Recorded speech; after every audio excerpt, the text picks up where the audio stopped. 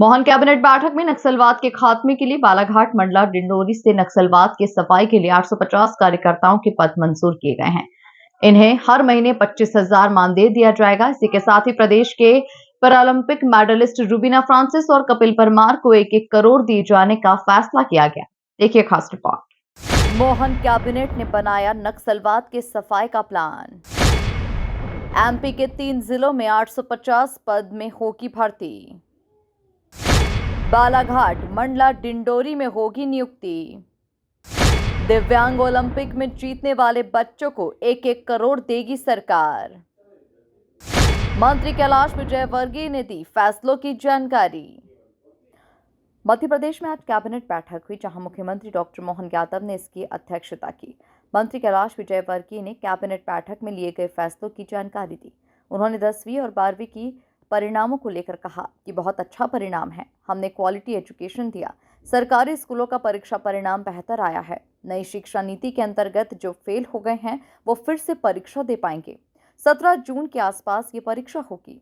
इस बार school education में quality education थे, हम इस पर जोर दिया था। उसका परिणाम है कि हमारे जो बच्चों के रिजल्ट हैं वो बहुत अच्छे आए हैं। और इसमें भी मुझे कहते हुए बहुत प्रसन्नता है कि शासकीय विद्यालयों का परीक्षाफल फिर से 75.79% एवं अशासकीय विद्यालयों का 72.47% रहा। मतलब इसमें भी शासकीय विद्यालयों में बच्चों ने अच्छे नंबर मारे हैं। प्रावीण्य सूची में भी सर्वाधिक अंक कुमारी प्रियल द्विवेदी, जो कि शासकीय कन्या उच्चतर माध्यमिक विद्यालय अमरपाटन सतना जिले की हैं। उन्होंने 500 में से 492 अंक प्राप्त किए हैं। इसमें फिर से मैं दोहराऊंगा कि इस नई शिक्षा नीति के अंतर्गत किसी को भी सप्लीमेंट्री नहीं दी गई है। 1 माह बाद वो फिर से जो फेल हो गए हैं वह अपना रिजल्ट सुधारने के लिए नई शिक्षा नीति 2020 के अंतर्गत द्वितीय अवसर उनको मिलेगा और वो परीक्षा का आयोजन हम जून 17 के आसपास करें। मंत्री कैलाश विजयवर्गीय ने कहा कि गेहूं के उपार्जन में रिकॉर्ड तोड़ खरीदी मध्य प्रदेश में हुई है। पिछली बार 40 लाख मैट्रिक टन खरीदी की गई थी। प्रोत्साहन के तहत ज्यादा खरीदी किसानों ने सहकारी समिति में बेचा है। सिंचाई योजनाओं का लाभ गांव तक मिलना है, इससे सिंचाई का रकबा बढ़ रहा है। 5,85,000 किसानों से 40 लाख मैट्रिक टन गेहूं की खरीदी की थी। इस बार लगभग 8,76,000 से अधिक किसानों ने गेहूं बेचा। 74 लाख मैट्रिक टन खरीदी हुई है, जिसके एवज में 16,472 करोड़ का भुगतान किया गया है। गेहूं के उपार्जन में मध्य प्रदेश ने इस बार फिर से रिकॉर्ड तोड़ खरीदी की है।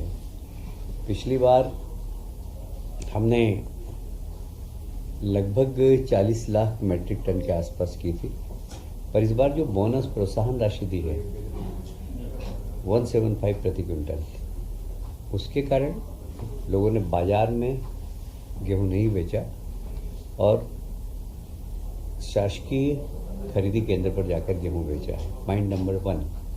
पॉइंट नंबर 2, हमारी जो सिंचाई योजनाओं का लाभ अब गांव-गांव तक पहुंच रहा, हमारा सिंचाई का रकबा बढ़ रहा है।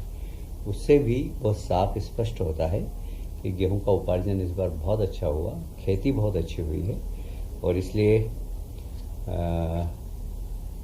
अच्छी तादाद में गेहूं खरीदा गया है। लगभग 5,85,000 किसानों से गत वर्ष 40 लाख मैट्रिक टन गेहूं का उपार्जन किया गया था। इस बार लगभग 8,76,000 से अधिक पंजीकृत किसानों से 15 मार्च से 5 मई की अवधि में किया गया है। मंत्री विजयवर्गीय ने कहा कि नक्सलवाद के खिलाफ केंद्रीय गृह मंत्री बहुत सक्रियता से काम कर रहे हैं। 2026 तक हम नक्सलवाद को पूरी तरह से खत्म कर देंगे। बालाघाट, मंडला और डिंडोरी में नक्सलियों के आवागमन की सूचना है। वहां गांव में से 850 ऐसे कार्यकर्ता खड़े कर रहे हैं जो सरकार के लिए काम करें। गांव में कोई नक्सलवादी का मूवमेंट न हो, इसके लिए ये व्यवस्था बनाई गई है। कैबिनेट ने 850 पदों का सृजन किया है। प्रत्येक कार्यकर्ता को 25,000 मानदेय दिया जाएगा। एक साल में 25 करोड़ का खर्च आएगा। इसी के साथ ही प्रदेश के पैरालंपिक मेडलिस्ट रुबीना फ्रांसिस और कपिल परमार को 1-1 करोड़ रुपए दिए जाएंगे। आप सभी जानते हैं कि नक्सलवाद के खिलाफ केंद्र सरकार, हमारे गृह मंत्री जी बहुत सक्रियता से काम कर रहे हैं और नक्सलवाद को ख़त्म करने का उन्होंने संकल्प लिया है कि 2026 तक हम नक्सलवाद ख़त्म कर देंगे। और आप देख भी रहे हैं कि नक्सलवादियों का लगातार समर्पण हो रहा है। मैं अभी रायपुर गया था तो वहाँ के मुख्यमंत्री जी से मैंने बैठ की तो कह रहे थे कि इतना संपर्क कर रहे हैं हमसे कि हम समर्पण करना चाहते हैं, मरना नहीं चाहते हैं, हमारे बच्चों का भविष्य बचाइए आप।